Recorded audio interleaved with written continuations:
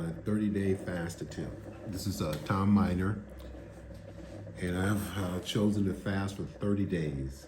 And just for those who are checking it out for the first time, what I'm fasting, or my wife is doing this, is because I've been dealing with multiple sclerosis for the last few years, and my information tells me that fasting, it could be a part of the cure, or it could be, all of the cure. But either way, I know since the time I have been fasting, which has been a total of 5 years, my life has gotten better in so many ways. My mental capacity has gotten better. I think I look better. At one time, I'm thinking maybe 2 years ago, I was nearly at 300 pounds. And that was a difficult thing. I can remember being on the airplane and dropping my phone, and I couldn't pick it up because I was, that much overweight. I guess that would be considered obese. But here I am, day 12 of the fast, and I feel pretty good. I mean, today was not as good as yesterday. Yesterday I was on cloud 19, but today I'm probably on cloud 15 or something like that. I'm just thinking about something to eat, which is probably not surprising. And I've been talking to quite a few people, and what I want to eat more than anything else is some bacon and eggs with a little toast and jelly and hash browns. So that's what I'm going to be getting as soon as this fast is over with. And that led to a conversation about why you're eating bad foods if you're going through all this work to do it fast, right? And then I asked the person who was my nephew I was talking to, I said, so you assume that bacon, that's what he was talking about in particular, is a bad food? And he said, yeah. I said, so if it turns out it's not a bad food, then it would be okay to eat, right? He said, yeah. So I don't think it is a bad food. I think it's a good food. I think it's a good source of healthy fat, and it definitely tastes good. But I don't want to go into my philosophy on that. But I am looking forward to breaking the fast. And one thing I try to tell him is that once you decide to take a long fast, like what I'm doing here, right? And long as really anything after 3 days. Up until then, it's really between your first day, when you start, into 3 days, those are going to be the toughest time to conquer, because just the first 24 hours is like difficult. And then, you do that, then you want to do a 2-day fast, then you want to do a 3-day fast. One thing I was telling them, I said, one thing about fasting, it can become addictive. You'll get to a euphoria in some cases, like I've been in, and you just want that feeling again. And the only way to get it is to, or either that feeling of achievement that you get when you handle a difficult task. I was just looking around, I was talking to Tim. My desk is clean. I don't want to show it to you, but it's got one piece of paper on it. But that's one of my big achievements. But just getting back to where I was saying that once you get to that point where you get that long fast and you get over that 30-day or that 3-day or whatever, it just really becomes something that keeps calling for itself over and over again. Where I'm at though, 12 days, this will be something for the unique people, and also maybe people who are dealing with any type of autoimmune diseases or lifestyle diseases, as we say.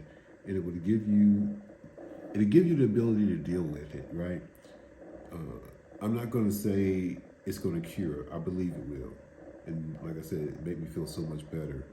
But if you're dealing with a disease or just life itself, right, and you want to manage whatever you're dealing with better and just work on becoming a better you, because I believe that the better I become, the better it is, things around me, and easier for people to deal with me, right? Fasting will help you. fasting will help you. If you just look at my situation, right, and ask yourself, how would you have to, where your mindset would have to be in order to not eat for as long as, 3 days, 6 days, 5 days, and where I'm at right now, 12 days. And I think you say you'd have to be a real different person than you are right now. And then your question is it that person that you have to be that's different, is it going to be a better person or a worse person because of what you have to do to get to that point? And I think in most cases you're going to say it's a better person. Looking forward to Tuesday, with the day being day 12. Day 15 will be Tuesday, and that's going to be like the halfway mark. Be so excited about that. I mean, that would be that'd be nice, because I've been here before. When I say here, at 12 days, right? But to get to get beyond 10 days, this is only my 4th time beyond 10. Going 10 days with fasting, water fast.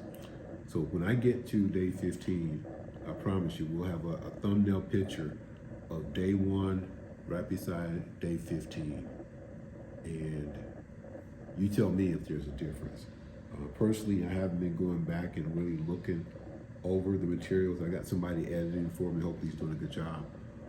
But I feel a difference in myself, and I can see the difference in myself, looking down. But with you guys looking at me, I guess you'll be able to tell whether or not the effects of what you're seeing is worth the price that I'm paying for it.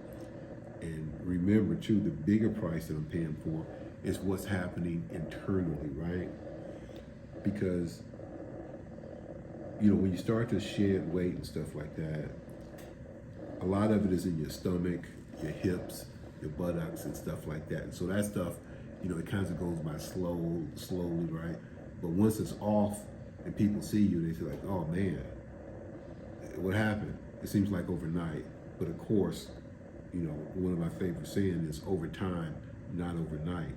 So with your fasting, you really want to accept the fact that if you want to do this at any level that's going to get you the maximum benefits, you're just going to have to commit to living a fast and focused lifestyle, right? Here's one thing I was talking to my nephew about too as well. Let's assume that you commit to fasting, just intermittent fasting, right? Nothing as drastic as I'm doing, right? So now when you are in a position to eat, right, the time that you eat become more precious, right? And let's take it one other step. So now I was just talking about this, and I was kind of shockingly my own analogy, but prior to me starting this fast, like in December, I was eating maybe once or twice a day. But I was eating good, and don't get me wrong, I was eating good. And but what happened was that my capacity had got to the point, once or twice a day was all I would want, right? So if I eat at work, when I go home, I'm really not that hungry. One thing about fasting, because it just resets your taste buds and everything, it just really takes out the impulsiveness, right? Because when a lot of times when you eat and stuff like that, it's impulsive. You just go get it. But when you're fasting, it just gives you the restraint, right? You can set the food up, have the plates and everything else. But the point I was getting to is that, right? So if I eat at home, eat at work, and I come home, I'm not really that hungry, and it just kind of takes away from my time for my wife, right? Because I really like prepared food, I really like quality food, and my wife likes to cook. And if you cook for one person, it's kind of boring. But if you cook for 1 or 2 people, it's almost like a celebration. And it's also kind of like sacred too. So we would sit down and we would have a good quality meal, just a good quality meal. And that time and that preparation, it becomes more special, because eating now, it's not just something that I do, right?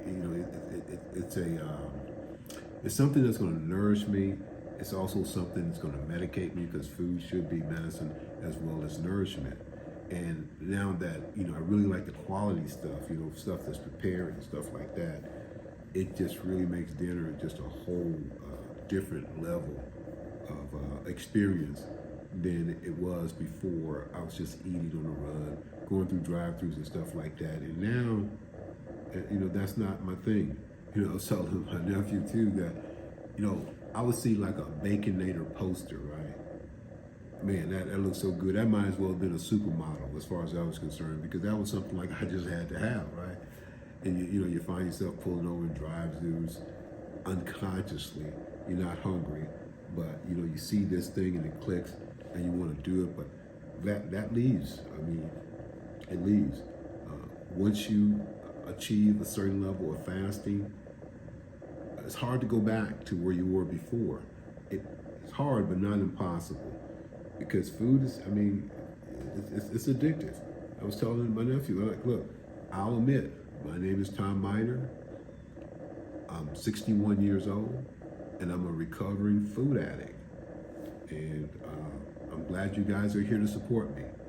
That's basically what it is, because, you see people, family and friends, just are morbidly obese, and they don't want to be that way. But, it's just like they can't stop, and they're uneducated about what to eat. But the one thing that we can all probably agree upon is the body is incredible. It can do incredible things if you give it the opportunity to do so. And all I'm suggesting is that you pick a window of time, to be able to feed the body, and then have a larger window of time for the body to maintenance and digest.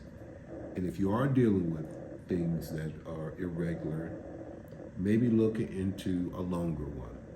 I'm not a doctor, I'm not giving you advice, I'm just telling you what has helped me and also what the research shows. So there's a lot of different YouTube clips out there about fasting. Take a look at some of them.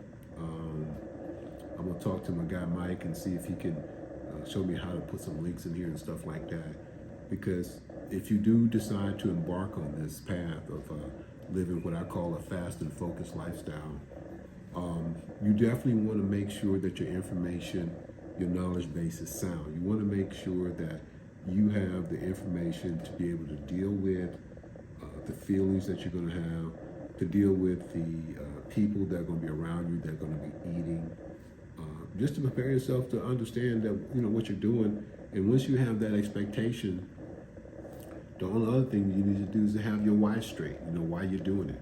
And if you wanted to lose weight, ain't nothing wrong with that.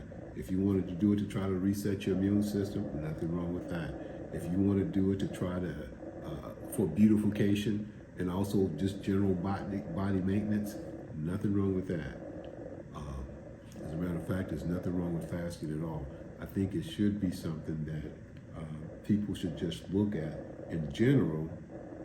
Why would I not want to live a fast and focused lifestyle so my body will have a chance to maintenance itself and give me the best opportunity at dealing with all the things that life has to happen? So, sounds like a good point to end on. And tomorrow's day 13, almost at 15, almost halfway. Okay, thanks. Please subscribe and follow me. Thank you. Bye-bye.